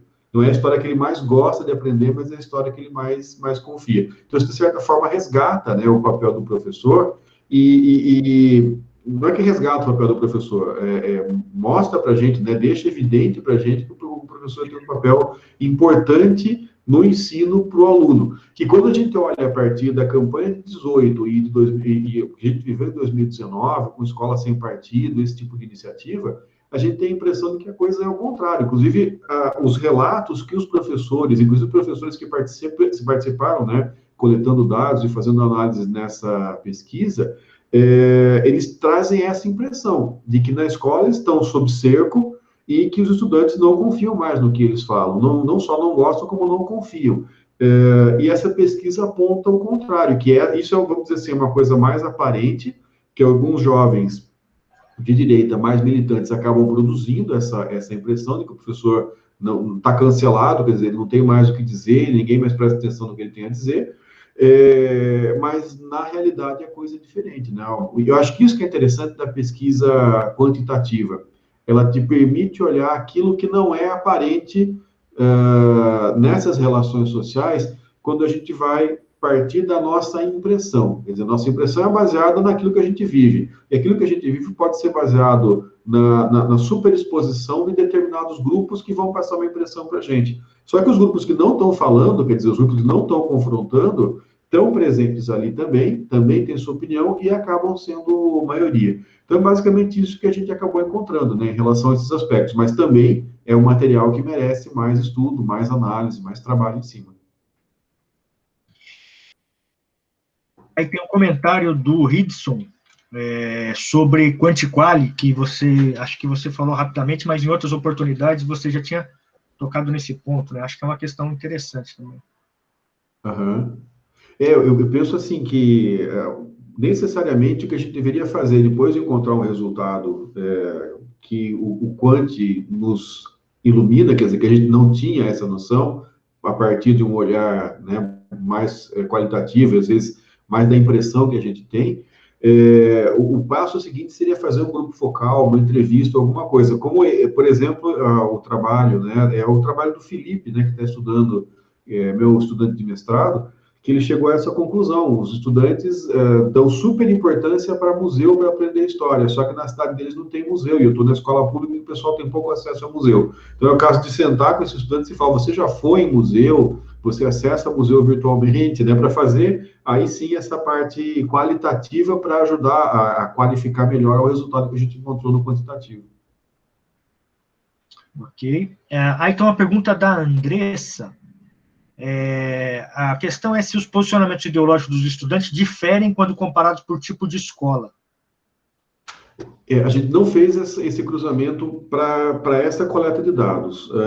Quando a gente fez alguma coisa parecida com a coleta anterior, que foi feita entre 2012 e 2013, portanto, antes das jornadas de junho, né, antes de todo esse processo que a gente teve de inflexão aí para uma cultura política mais à direita no Brasil, o que a gente encontrou foi que a pergunta era sobre ditadura, inclusive essa pergunta continua, né? A gente pergunta assim, o que a gente pode associar à ditadura militar, ou na verdade chamou de governos militares no nosso país. E é legal porque dá para comparar com os outros países. E no Brasil, a gente colocava 3 afirmações que eram favoráveis à ditadura, 3 afirmações contrárias. Agora a gente colocou mais uma sobre a questão da corrupção, que não existia antes, né? Porque o grande discurso na época da ditadura não tinha corrupção. Então a gente incluiu essa questão também. Mas aí a gente chegava a uma média de quanto que se admirava e do quanto que se rejeitava a ditadura militar. E nos colégios de periferia, a admiração à ditadura era maior. E nos colégios particulares, principalmente o particular laico, a rejeição à ditadura era muito maior. Então, isso traz um aspecto interessante para a gente pensar nessa perspectiva, né? É lógico que eu não estou falando ali de colégios de elite, aqueles colégios caríssimos, de super elite, que nesse a gente não conseguiu efetivamente entrar. Mas esses colégios particulares de classe média, a gente vai acabar encontrando essa correlação de maior valorização da democracia. Então, esse é um aspecto também que coloca a gente para pensar. Eu acho que a impressão que eu tenho é que se a gente for fazer esse tipo de análise hoje, com esses dados coletados em 2019, eu imagino que a gente vai encontrar resultados parecidos, né? Quanto mais baixa a situação socioeconômica dos sujeitos, mais eles tendem a apoiar alternativas autoritárias. Mas é uma coisa para fazer. E a Rafaela emenda a pergunta da Andressa e gostaria de saber se há também diferenças significativas em relação ao gênero dos estudantes. Isso eu fiz ao vivo, né? Na segunda-feira o pessoal da UniOeste chamou para a gente fazer uma fala online do pessoal da história lá de Marechal Rondon, e aí, enquanto eles faziam a pergunta, eu rodei assim rapidinho online, e a resposta é muito interessante. É muito evidente, né, essa perspectiva. O gênero masculino é muito mais... na verdade, tem uma questão de gênero para discutir aí, que a gente ficou discutindo 1 ano se a gente ia colocar masculino e feminino, ou se a gente ia deixar em aberto, ou se a gente ia colocar várias coisas e tal. E o que a gente fez, no final das contas, foi colocar masculino e feminino, pensando no sexo biológico, e deixar aberto para que eles não respondessem se eles não se sentissem satisfeitos, né, ou contemplados com masculino e feminino. Então, a gente tem 3 categorias, masculino, feminino e não respondeu. O que a gente percebe é o seguinte: no masculino, eu tenho uma tendência muito mais forte para o autoritarismo e para o individualismo. No feminino, eu tenho o contrário, né, uma tendência muito mais forte para o socialismo e para a democracia. E o terceiro gênero lá acaba ficando uma situação intermediária. Eles ficam entre os meninos e as meninas, em termos de posicionamento, os meninos e meninas não, entre os que se assumem femininos ou masculinos, e aí a posição acaba ficando intermediária. Então, acho que talvez um dos problemas da humanidade seja a testosterona.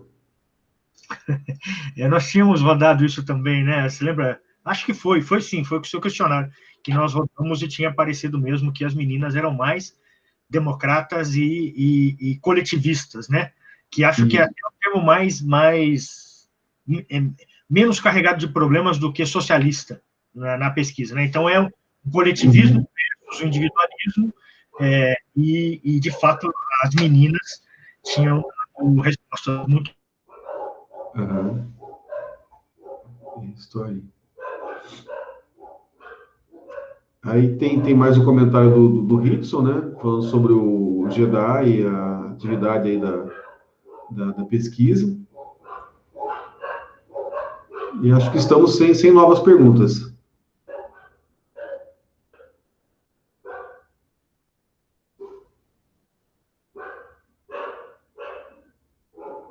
Acho que é isso. Emerson, você está aí?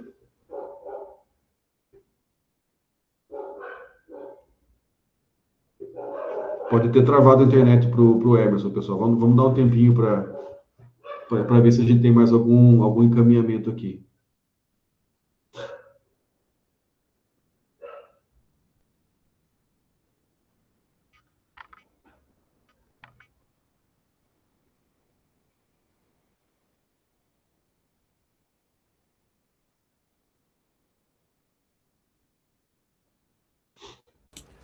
Professor.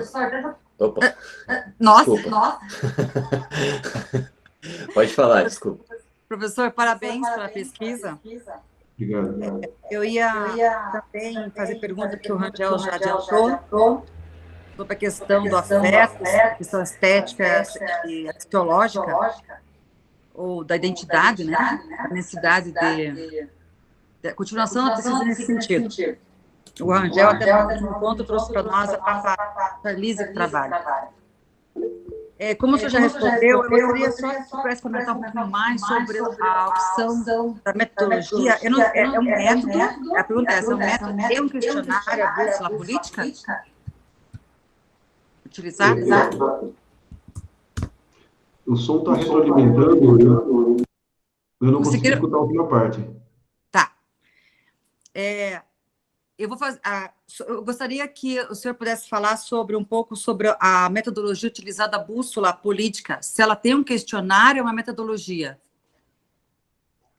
Então, aí a gente fez o seguinte, na bússola política, nós fomos atrás, né, vocês podem até fazer o teste lá na internet, politicalcompass.org. Eles têm, eu acho que são basicamente essas perguntas que eles fazem, mas eles têm mais 50% de perguntas. Eles têm muito mais perguntas do que a gente. Portanto, a princípio, eles dão um resultado mais detalhado, mais específico do que esse que a gente consegue. A gente não poderia fazer tanto porque nós estamos fazendo só essa pesquisa, só essa pergunta, né? E aí a gente acaba estabelecendo o seguinte, a gente divide as afirmativas por categoria, quer dizer, se ela é do eixo X ou se ela é do eixo Y, aí para cada resposta que o estudante dá, a gente vai atribuir um valor, e esse valor vai ser positivo ou negativo, então se ele for acumular muito valor negativo, ele vai lá para a esquerda, no caso do eixo X, né, ou vai lá para a democracia, no caso do eixo Y, e o inverso para respostas mais positivas. Então, o que a gente vai fazer, na verdade, é uma média de todas as respostas para o eixo X, uma média de todas as respostas para o eixo Y, e cada sujeito vai ter, portanto, um ponto XY, né? Vai ter um ponto no eixo cartesiano, e aí a gente vai fazer a distribuição, a contagem de pessoas por cada posição que elas acabaram tendo ali. Então, novamente, né, não é uma pergunta para o sujeito se ele se localizaria em qual quadrante. São perguntas a partir das quais nós utilizamos as respostas para nós mesmos colocar, a partir desse cálculo de médias, né, de positivo e negativo, colocar esse sujeito num dos 4 quadrantes. Seria isso. O CR, caiu minha conexão aqui, então eu perdi uma parte, e curiosamente o chat voltou para mim só a partir de agora, então eu não tenho que aparecer antes. Para mim aparece aqui a Nayane, a primeira que gostaria de fazer uma pergunta. Se tiver alguém antes da Nayane, eu não estou vendo mais, então gostaria que ou a Nayane faz agora e o CR complementa, se vocês preferirem. Certo, só tem ali tem um comentário da Fernanda, que parabeniza pelo trabalho, né, que achou interessante ilustrar a identidade social como elo entre cultura histórica e cultura política. E a pesquisa evidencia a relevância da história para a cultura política. Eu acho que é isso. Então, Nayane, com a palavra. Olá, professor. Queria deixar que gostei muito da sua apresentação e sobre o assunto, porque eu tenho também uma ligação afetiva com história, então gostei bastante. A minha pergunta é relacionada ao projeto, que é interligado à sua pesquisa. Eu queria saber se ela tem uma finalidade prática, digamos assim, os resultados que essa rede encontrar, ela vai ser colocada em prática no ensino de história, ou vocês vão tentar trazer uma nova perspectiva, ou uma mudança de geração, não sei, ela tem uma finalidade prática? Sim, a gente pensa que o projeto, mas assim, não são consequências que nós vamos aplicar, são possibilidades que a gente produz e distribui, né? A gente imagina que essa pesquisa, ela tem condição de subsidiar a formulação de políticas públicas, portanto, ela é direcionada, né? A gente acaba distribuindo esses resultados para gestores públicos, principalmente no que se refere à elaboração de currículos para a história, e principalmente no que se refere a políticas para a formação de professores de história. São essas duas interferências em políticas públicas que a gente mais tem interesse. Lógico, também tem o interesse científico nisso, né, que para além de qualquer aplicação prática, mas no campo da universidade, para a formação dos professores, a gente a gente avalia que esses dados podem ser úteis no momento do formador de professores, né, do formador de pesquisadores, aplicar os seus dados. Então, por exemplo, os dados sobre ditadura militar são importantes quando o professor de História do Brasil vai falar, olha, como é que anda a aprendizagem desse assunto que eu vou conversar com vocês e por que será? Então, e aí, mesma coisa com o professor de História Medieval, etc. Então, a gente espera também uma contribuição no campo da licenciatura e do bacharelado em História. E, por fim, a ideia é que também os professores que estão na sala de aula possam aproveitar esses resultados para pensar os seus planejamentos e o próprio desenvolvimento das suas aulas. Então, seriam essas três abordagens, né? A política pública, a formação de professores e o interesse acadêmico em si, nesse tipo de pesquisa, e a aplicação em sala de aula por parte dos professores que tenham acesso a esses resultados. A gente tem uma experiência um pouco triste em relação a isso, porque na ocasião dos Jovens e História, nós podemos produzir uma série de dados, e, assim, eu fui muito afortunado por ter sido chamado como consultor da equipe, consultor, assim, uma reunião, né, como várias outras pessoas foram chamadas, mas uma reunião para subsidiar a equipe que estava fazendo a Base Nacional Comum Curricular para a área de História. E aí chamaram a gente se reuniu na USP, e aí eu levei os dados dos Jovens da História e falei, olha, o que vocês estão fazendo fecha totalmente com as informações que a gente conseguiu no projeto. Daí eu coloquei e falei, olha, isso você tem que privilegiar o presente, você tem que, né, valorizar a questão local, enfim, tem uma série de coisas que o projeto acabou descobrindo, que a gente levou para essa equipe que tinha sido no MEC e falou, olha, vocês estão no caminho certo, é isso mesmo. E é muito triste, porque essa equipe caiu da primeira para a segunda versão. Quer dizer, quando eles entregaram o projeto, o ministro, na época, o Renato Lini Ribeiro, disse que estava ruim, que não era isso, que era muito pouco eurocêntrica a proposta que eles estavam fazendo. Aí veio o Luiz Mercadante, na sequência, e também desvalorizou a proposta de história. O resultado é que daí a gente teve impeachment, e a segunda versão, esse pessoal tentou elaborar uma segunda versão, mas foi descartado pelo MEC na época do Temer, e aí já foi feita uma segunda versão já adulterada e uma terceira versão que, no final das contas, aponta para uma direção curricular que é de 50 anos atrás, né, 60 anos atrás, da época da ditadura militar. Então, essa é a parte trágica, ou seja, as pessoas perguntam, por que tem tanta pesquisa sobre educação e a educação não melhora? Esses são os motivos, né, porque a pesquisa em educação não é levada em consideração, ou assim, até é levada em consideração, mas a gente tem esse atropelo aí, essas disputas políticas, né, na educação, que não levam em consideração os aspectos técnicos, acadêmicos, científicos, e não respeitam as pessoas que levam isso em consideração, e isso é uma política pública de muito má qualidade, e, portanto, né, esse é um dos motivos que explicam isso. Mas, assim, a intenção é produzir dados que possam ser aproveitados, né, que possam ser usados colaborativamente. Então, a gente tem se esforçado muito para apresentar esses resultados, e dessa vez a gente quer ter um site e, se possível, fazer um livreto, uma cartilha, alguma coisa assim em papel e também em material virtual, para poder chegar para os professores, né? Principalmente para os professores em sala de aula, porque no que se refere a políticas públicas e a formação de professores, você tem muitos aspectos de atividade que acabam fazendo com que a sua mensagem seja muito dispersada. E, no caso do professor, a gente tem esperança de que isso possa interferir diretamente, né, na qualidade da aula dele.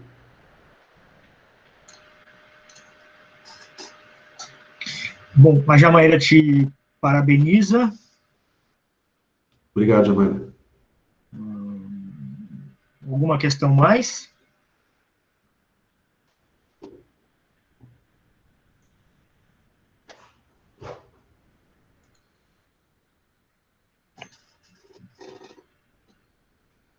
É isso? Acho que é isso aí, né? Uhum. Beleza? E, bom, então eu só gostaria de dizer umas palavras aqui finais para essa sessão de apresentação do relatório do pós-doc do professor Serri, que primeiro dá satisfação, né, de ter participado, ainda que de maneira muito pontual, dessa pesquisa, que é uma pesquisa que tem um fôlego muito maior que um estágio de pós-doutorado de um ano, e com resultados, com um grupo muito consolidado de pesquisadores, e principalmente também é importante citar a iniciativa do Serri em buscar essa conexão entre a história e a ciência política quando aparece a questão da cultura política na pesquisa, né? Quer dizer, aí eu acho que tem uma contribuição que vai para além do ensino da história ou da história propriamente dita, e acho que essa é uma grande contribuição. Essa também é uma grande contribuição da pesquisa, talvez não a maior. Os achados empíricos são muito interessantes, né? E quando eu falei da primeira vez, eu disse que eu tinha duas coisas, eu falei uma só porque eu tinha esquecido a segunda. A segunda, e agora eu lembrei, é que a gente tem que pensar que esses resultados são de alguns anos atrás, né? Poucos anos atrás, mas eles são com jovens de 15 a 16 anos que ainda não aparecem nas pesquisas de opinião ou nas manifestações da população adulta brasileira. Por exemplo, esses ainda não aparecem nas manifestações eleitorais, eles ainda não votam, ou estão começando a votar. Uma parcela muito pequena do eleitorado brasileiro, só 2%, que tem menos de 18 anos.